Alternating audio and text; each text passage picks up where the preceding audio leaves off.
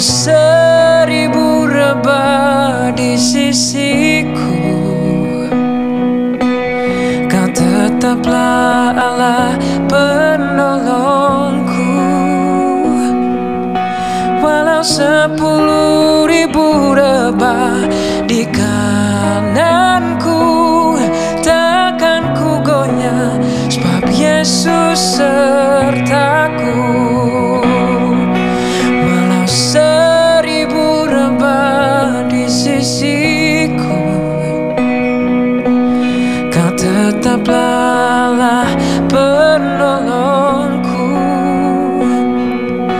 Walau 10.000 rebah di kananku, takkan ku goyah, sebab Yesus sertaku.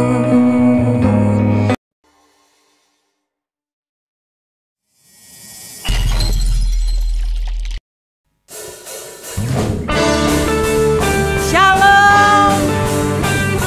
Mari kita siapkan hati kita untuk datang beribadah di hadapan Tuhan. Haleluya.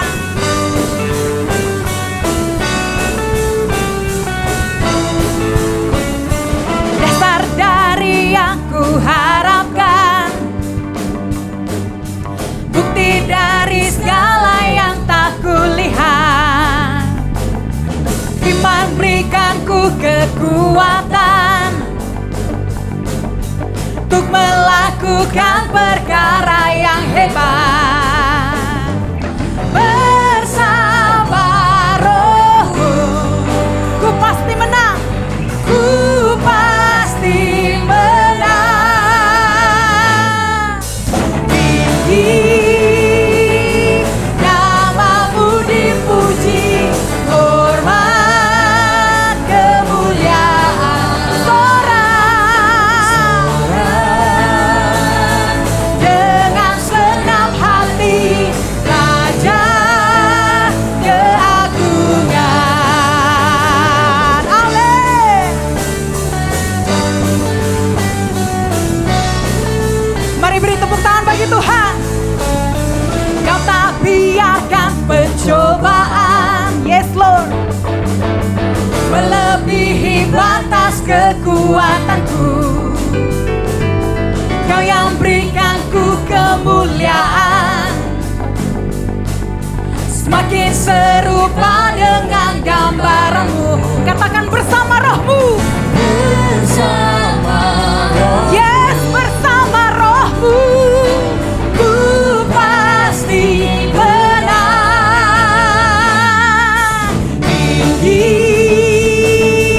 namamu dipuji, hormat kemuliaan, sorakkan.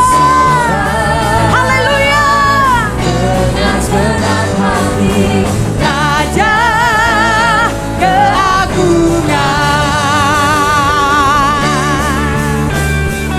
Yes, God.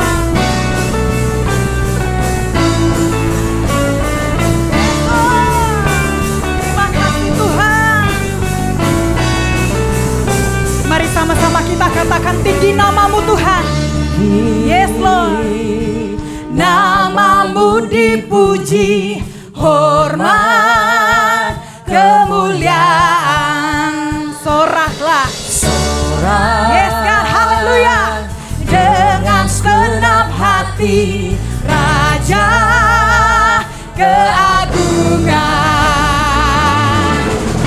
Tinggi namamu dipuji, hormat kemuliaan, sorak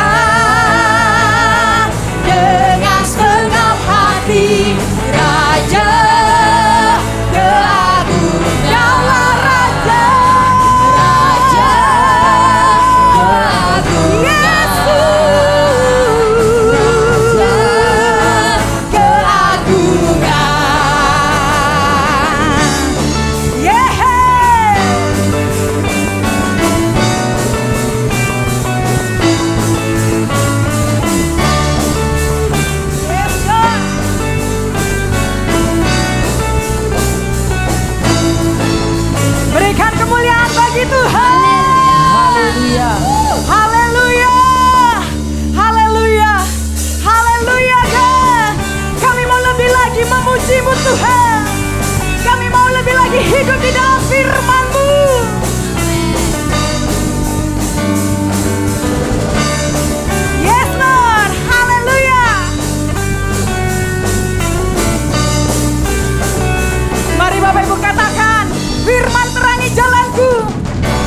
Firman terangi jalanku,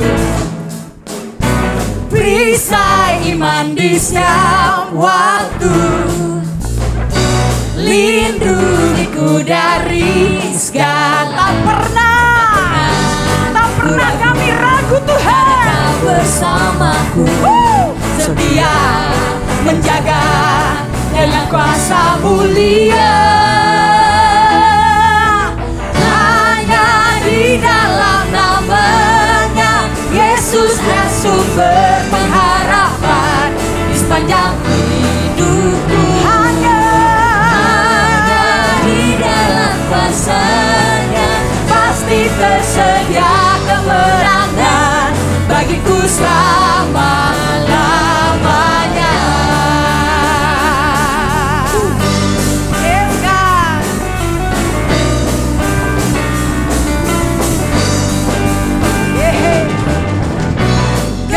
Kebenaran yang bebaskan selalu berikanku kekuatan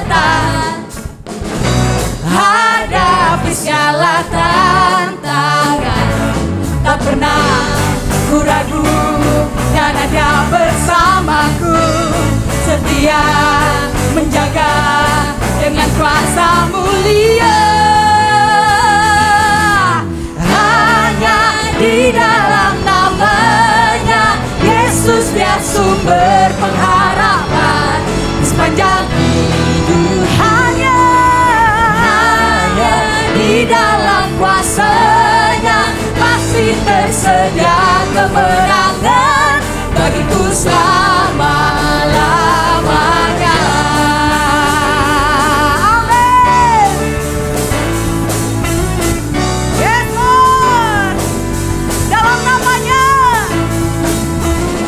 Dalam namanya ada pengharapan, dalam kuasa-Nya kemenangan.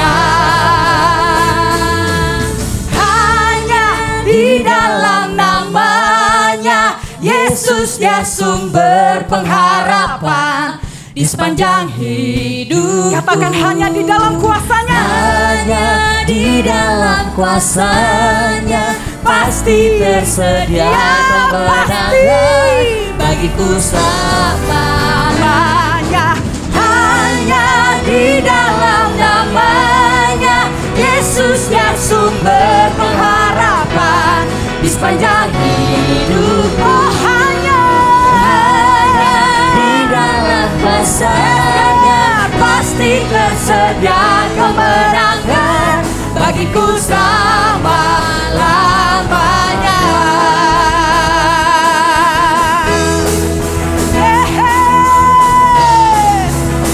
Dalam nama-Mu Tuhan ada pengharapan. Dalam namanya ada pengharapan, dalam kuasa-Nya kemenangan. Dalam nama-Mu, dalam namanya yes, ada pengharapan, dalam kuasa-Nya kemenangan. Haleluya. Haleluya. Haleluya Tuhan. Yes God. Dalam nama Yesus ada pengharapan, dalam kuasa-Nya ada kemenangan. Dan hidup kami Tuhan adalah hidup oleh karena percaya. Hidup kami Tuhan, hidup oleh karena apa yang Tuhan katakan tentang hidup kami. Terima kasih Tuhan. Terima kasih Yesus. Bagi-Mu tiada yang mustahil Tuhan. Bahkan apa yang tidak pernah kami lihat dengan mata kami, tidak pernah kami dengar dengan telinga kami, dan timbul dalam hati kami, semua Tuhan sediakan bagi kami yang percaya kepada-Mu Tuhan. Terima kasih Tuhan. Terima kasih Tuhan. Yes Lord. Ku yakin saat Kau berfirman, ku menang saat Kau bertindak. Hidupku hanya ditentukan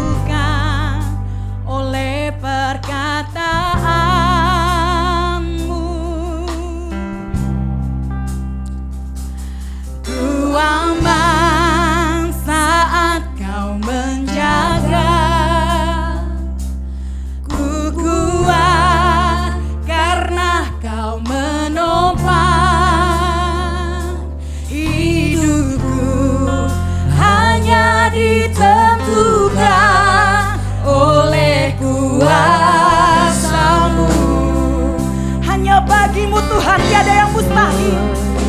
Bagi Tuhan tak ada yang mustahil.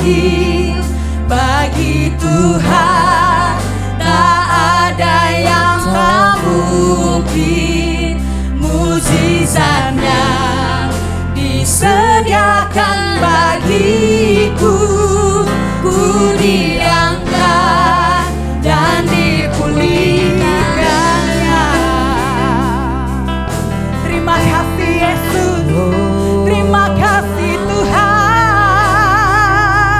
Bagimu tiada yang mustahil Tuhan. Ku yakin saat Kau berfirman, amin. Ku menang saat Kau bertindak, yes, amin. Hidupku hanya ditentukan oleh perkataanmu.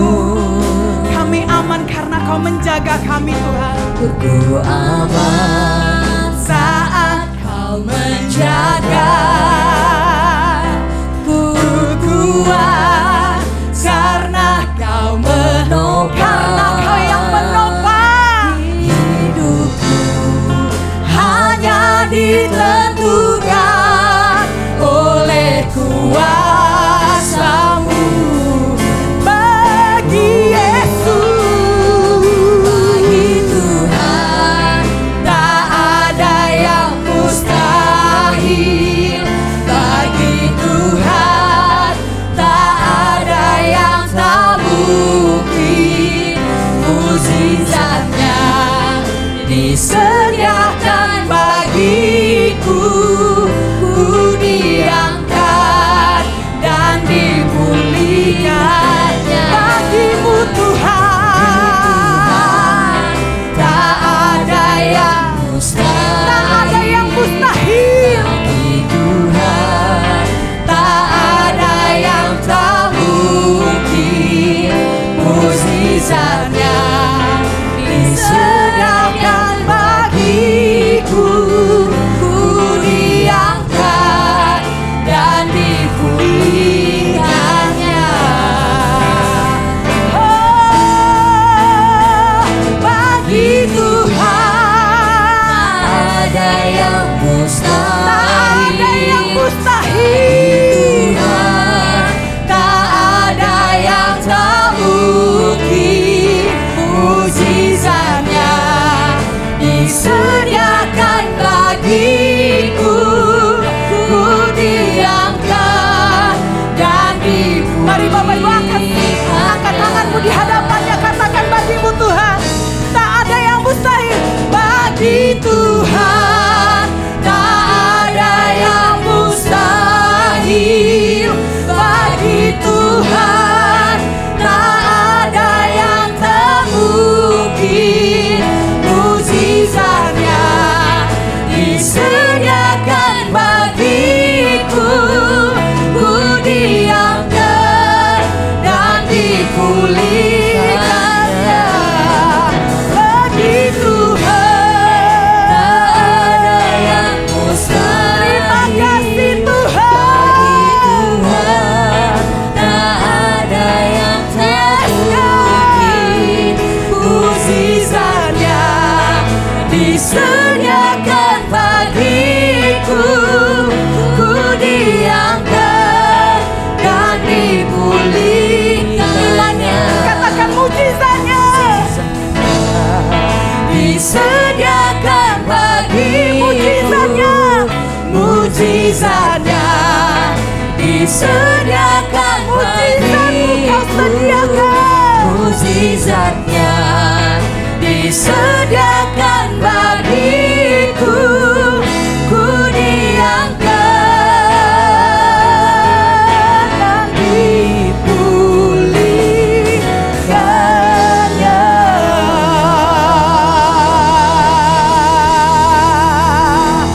Haleluya. Haleluya. Bagimu Tuhan tak ada yang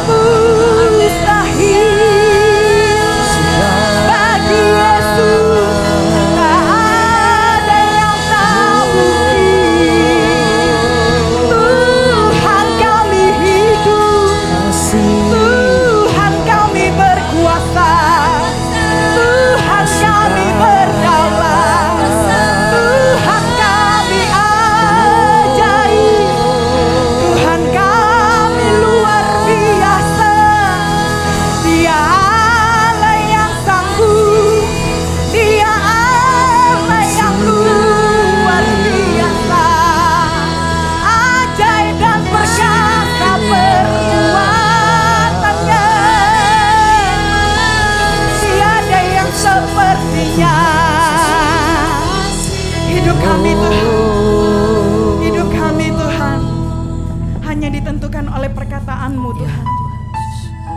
Hidup kami ditentukan oleh apa yang kata Tuhan di dalam hidup kami, bukan apa yang orang perkatakan tentang hidup kami Tuhan. Hidup kami adalah hidup karena iman, bukan karena melihat Tuhan. Hidup kami Tuhan, Tuhan yang jamin semuanya.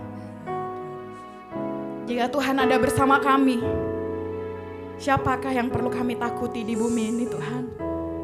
Apakah yang perlu kami khawatirkan di dalam hidup kami? Tidak ada Tuhan. Bahkan sehelai rambut kami yang terjatuh pun Tuhan tahu. Hati kami Tuhan, Tuhan juga tahu apa yang ada di dalam hati kami. Kami berharga di mata-Mu Tuhan. Ini kami Tuhan. Kami mau lebih lagi Tuhan hidup di dalam iman kepada Tuhan. Dan biarlah Tuhan isi hati kami dengan firman-Mu, agar setiap kami semakin percaya kepada Tuhan, hari demi hari Tuhan. Terima kasih Bapa, dalam nama Yesus Kristus. Amin.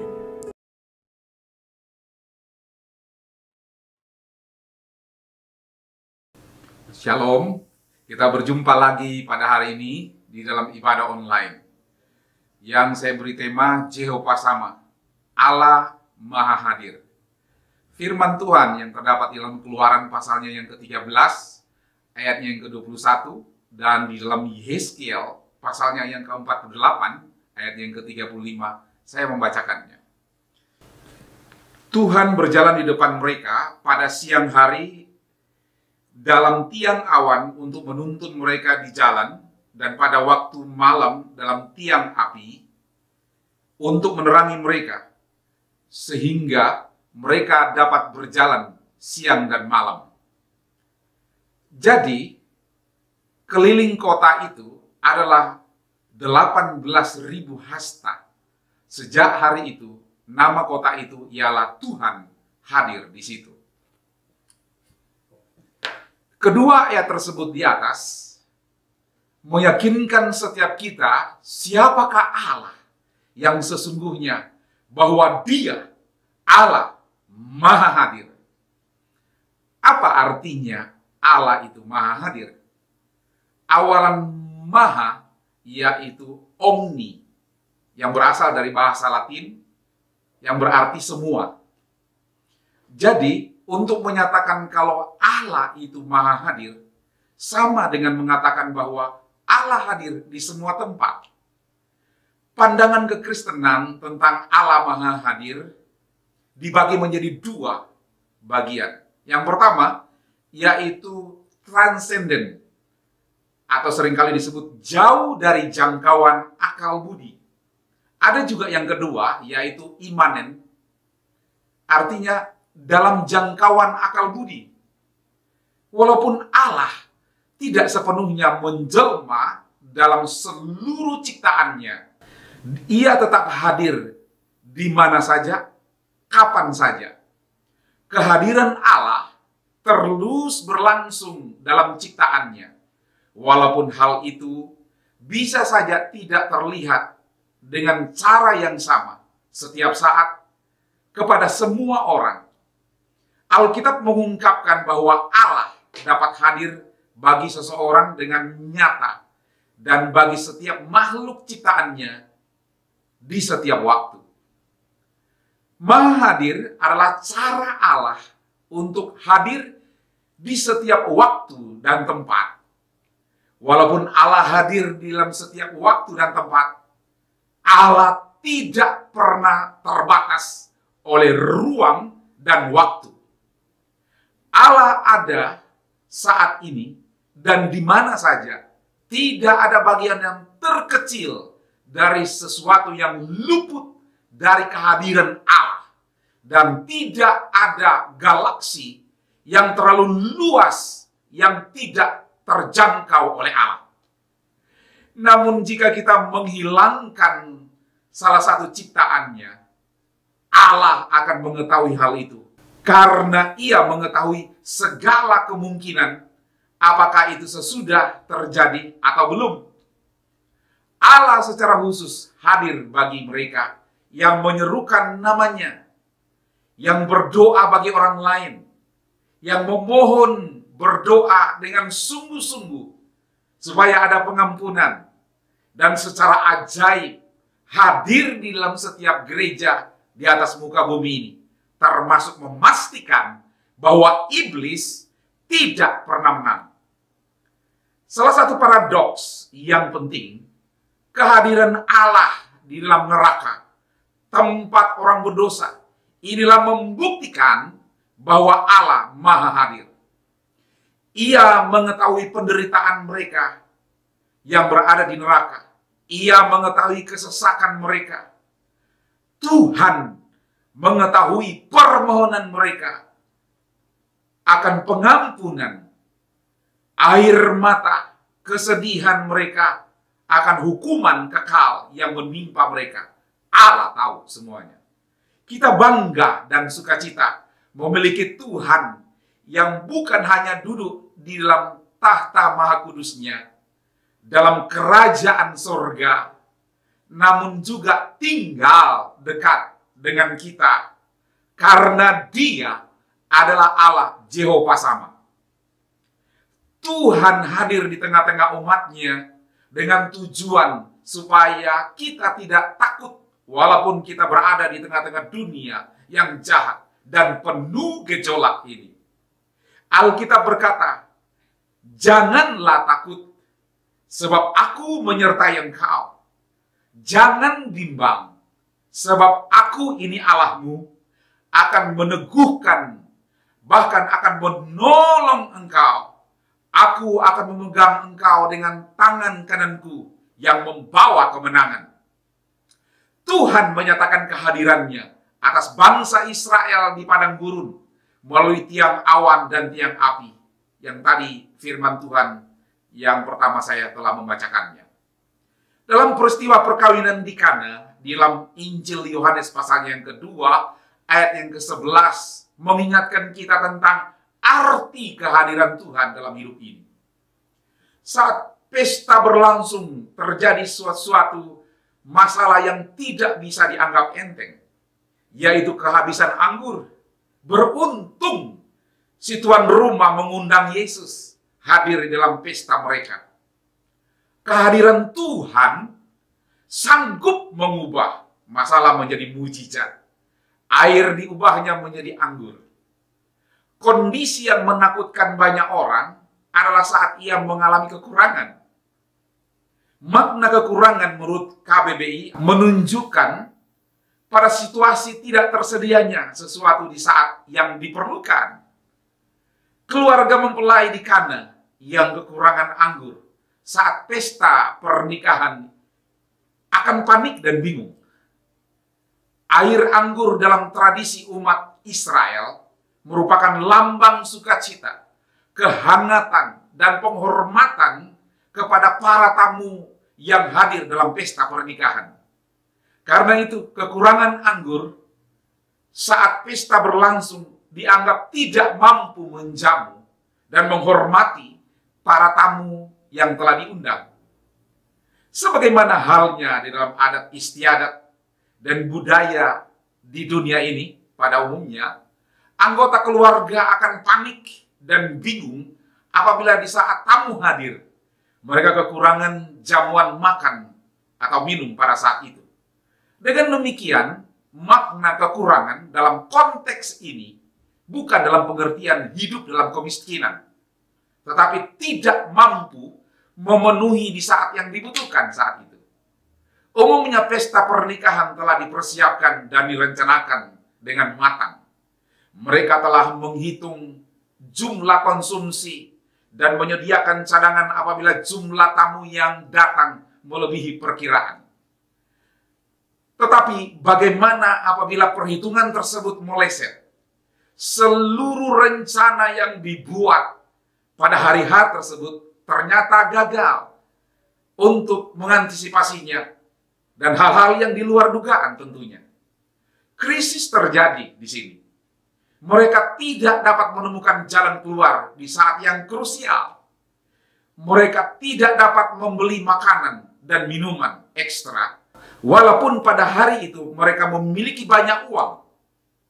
Sebab untuk membeli dalam jumlah yang banyak di waktu yang sangat sempit tidaklah mudah dan mungkin. Dalam kondisi ini, kehormatan dan nama baik keluarga sedang dipertaruhkan.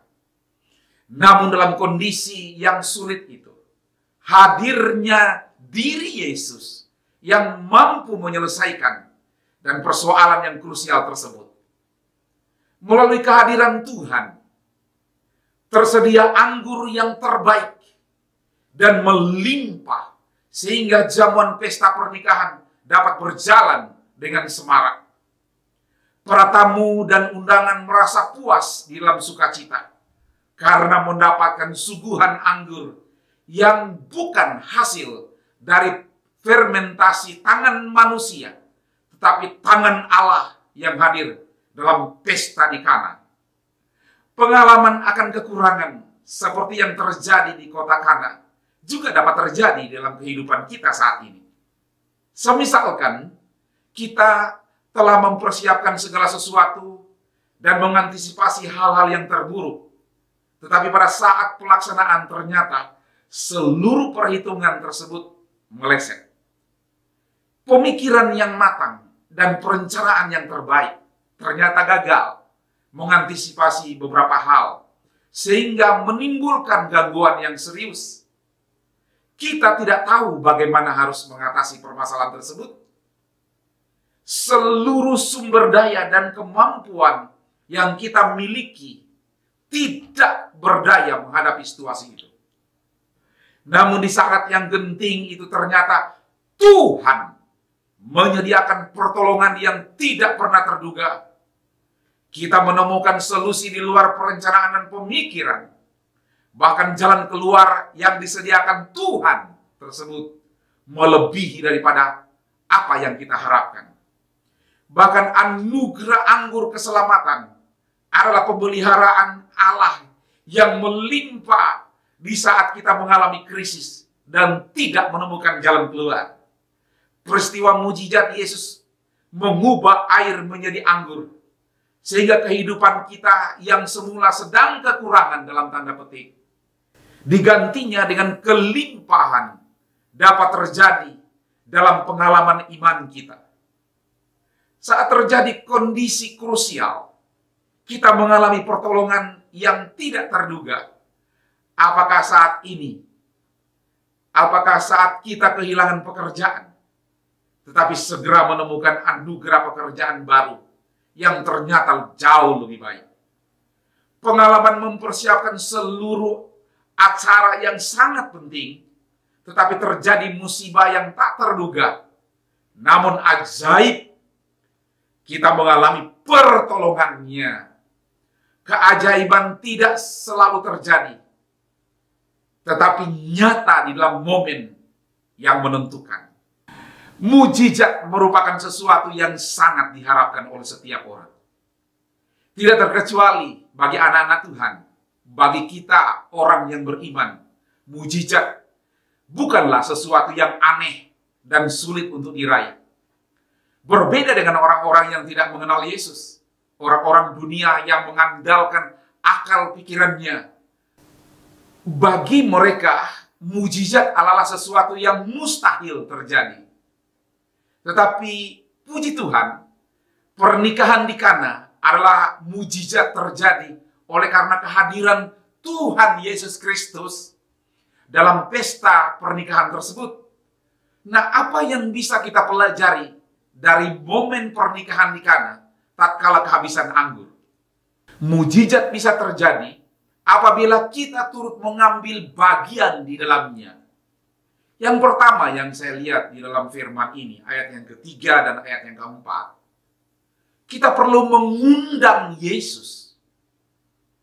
Pernikahan adalah hubungan eksklusif antara seorang laki-laki dan seorang perempuan. Tetapi Yesus harus ada di dalam hubungan itu. Itulah yang dilakukan oleh sepasang mempelai di Kana. Ketika mereka mengundang Yesus, mereka mengundang juga ke-12 muridnya.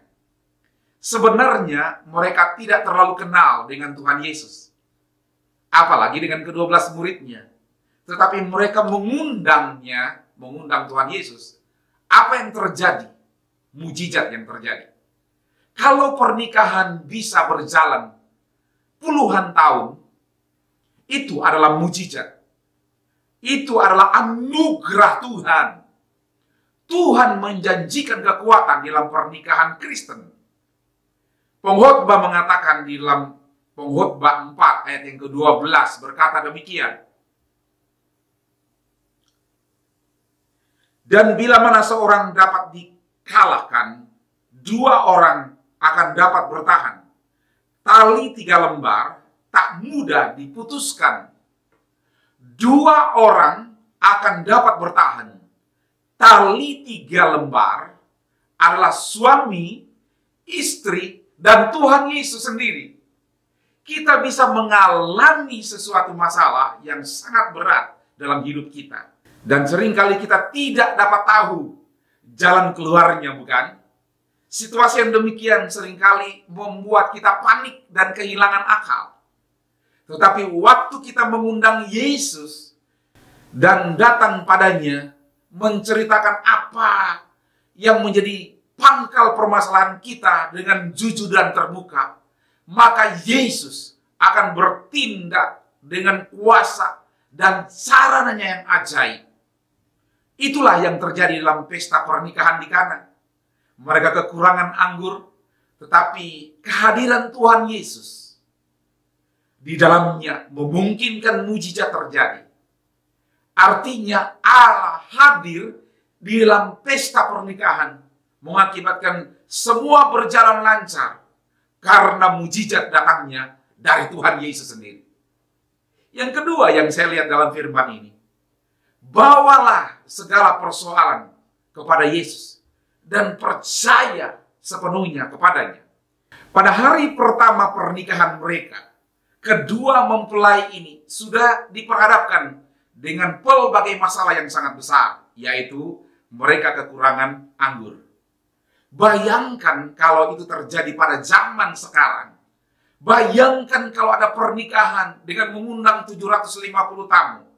Tetapi baru 400 orang atau 400 tamu yang datang. Tidak akan makan lagi. Bayangkan rasa malu keluarga yang mengundang. Bayangkan perasaan mempelai pria dan wanita. Bayangkan keluhan beberapa tamu yang membawa anaknya yang masih kecil. Seperti itulah kekhawatiran keluarga di Kana ini. Apa yang terjadi, mereka juga terjadi pada setiap kita. Setiap pernikahan mengalami tantangan tersendiri.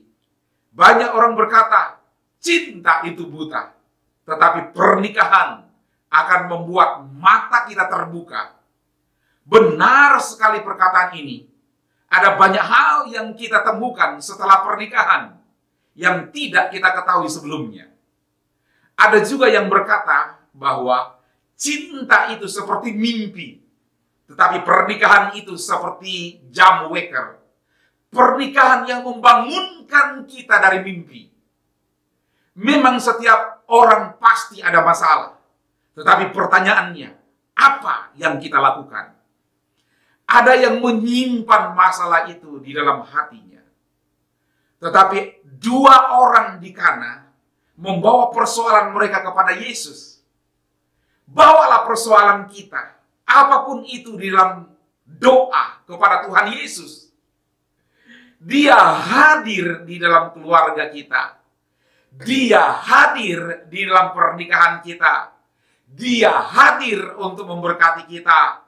Dia hadir untuk memimpin pernikahan kita menuju kemenangan. Semua itu bisa terjadi kalau kita percaya dan berserah diri sepenuhnya kepada Dia, maka Tuhan akan mengerjakan rencananya. Tetaplah percaya dan bergantung kepada Yesus Kristus. Yang ketiga yang saya lihat di dalam firman ini, lakukan apa yang Yesus perintahkan. Maria berkata kepada hamba-hamba, apa apa yang dikatakan kepadamu, buatlah itu. Apa saja yang Yesus katakan, lakukanlah itu. Inilah kunci untuk kebahagiaan pernikahan. Ini adalah kunci kemenangan sebuah pernikahan. Keluarga di Kana adalah keluarga yang memiliki masalah yang sangat besar hari itu. Mereka kehabisan anggur. Yesus menyuruh para hamba untuk mengisi tempayan-tempayan itu dengan air. Sebenarnya para pelayan dan tuan rumah itu bisa berpikir, bisa kehabisan anggur. Mengapa Yesus menyuruh mengisi tempayan dengan air? Mungkin mereka berpikir bahwa perintah Yesus ini tidak masuk akal, tetapi mereka tetap melakukannya. Inilah kuncinya. Apapun yang Tuhan Yesus katakan, lakukanlah itu. Alkitab mengatakan, hai istri-istri, tunduklah kepada suamimu seperti kepada Tuhan. Dan hai suami, kasihilah istrimu sebagaimana Kristus telah mengasihi jemaatnya dan telah menyerahkan diri baginya. Istri melakukan tugasnya bagi Kristus dan suami melakukan tugasnya bagi Kristus. Ini yang Kristus katakan, biarlah setiap suami dan istri melakukannya. Ketika kita melakukan apa yang Yesus katakan, kita akan melihat mujizat dalam pernikahan kita. Seperti yang Tuhan Yesus lakukan di Kana. Apa yang terjadi? 6 tempayan ini bisa dengan penuh anggur yang asli. Biasanya menjelang akhir pesta, anggur itu sudah dicampur dengan air sampai tidak berasa anggur lagi. Tetapi sampai hari yang terakhir pernikahan di Kana itu, anggurnya masih terasa murni dan segar. Inilah berkat bagi keluarga di Kana, karena Yesus hadir di tengah-tengah mereka. Dan karena mereka menuruti perkataan Yesus, pemimpin pesta tidak tahu akan mujizat itu. Tetapi ia berkata, setiap orang yang menghidangkan anggur yang baik dahulu, dan sesudah orang puas minum, barulah yang kurang baik. Akan tetapi engkau menyimpan anggur yang baik sampai sekarang. Banyak orang yang belum mengenal Yesus. Banyak orang tidak tahu akan kuasa Yesus menyelamatkan mereka dari dosa. Tetapi ketika Yesus hadir dan bekerja di dalam pernikahan Kristen, orang akan terheran-heran dan kagum melihat kuasanya.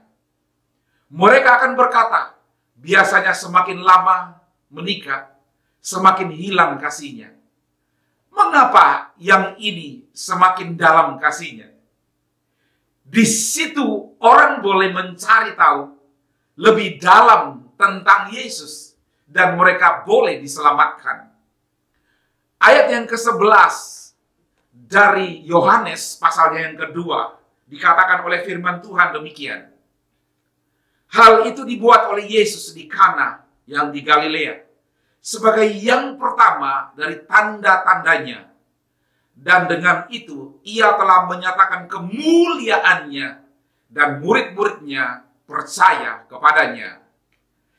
Di mana Yesus hadir, undang ke dalam pernikahan. Di situ dia menyatakan kemuliaannya. Dia mempersatukan, dia memperkuat kasih di antara kedua orang dalam satu pernikahan.